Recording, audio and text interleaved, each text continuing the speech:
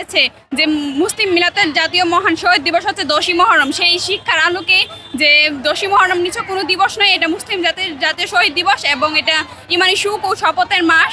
এবং একই সাথে যে 10ই মহরমের শিক্ষা যে সর্ববাতিল থেকে মুক্ত থাকতে হবে, জীবন দিয়ে হলো আমরা যেন কোনো এজিদবাদের সমর্থক না হয় এবং সত্য মানবতার প্রতিষ্ঠিত করি এবং মিথ্যা এবং মূলকের থেকে নিজেকে মুক্ত রাখি।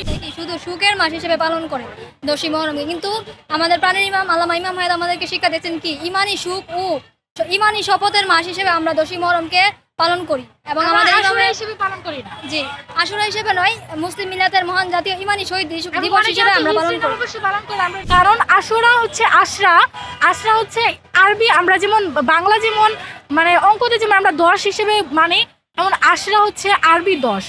তো আসলে 10টা ঘটনাকে কেন্দ্র করে বা 10টা বিষয়ের উপর ভিত্তি করে আসলে মহান শাহাদাতে কারবালা সংঘটিত হয় নাই। মহান শাহাদাতে কারবালা এই জন্য সংঘটিত হয়েছে যেন দুনিয়ার বুকে যেন মিথ্যা অবিচার জুলুম শোষণ যেন প্রতিষ্ঠিত না হতে পারে, একমাত্র সত্য সুবিচার মানবতা অধিকার যেন প্রতিষ্ঠিত হতে পারে। সেই জন্য আমাদের সাইয়েদনা হযরত ইমাম হুসাইন রাদিয়াল্লাহু আনহু তার জীবন শাহাদাত কুরবান করেছে। কারণ ওনার কাছে অনেক অপশন ছিল, যে ওনাকে অপশন দেওয়া হয়েছিল যে আপনি ধর্মের গুরু হয়েছেন, কিন্তু উনি সেটা মানেন নাই।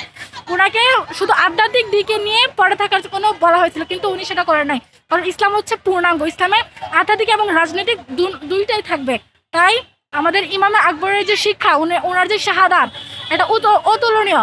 একজন মুসলিম হোক কিংবা নন মুসলিম হোক, একজন নাস্তিক হোক কিংবা আস্তিক হোক, সে যদি মানবতায় বিশ্বাসী থাকে, সে যদি একজন মানুষ হয়, তাহলে অবশ্যই মানবতার রাজনীতি, মানবতার রাষ্ট্রের পক্ষে থাকবে, এটা বিশ্ব ইনসানের বিপ্লবের পক্ষে থাকবে।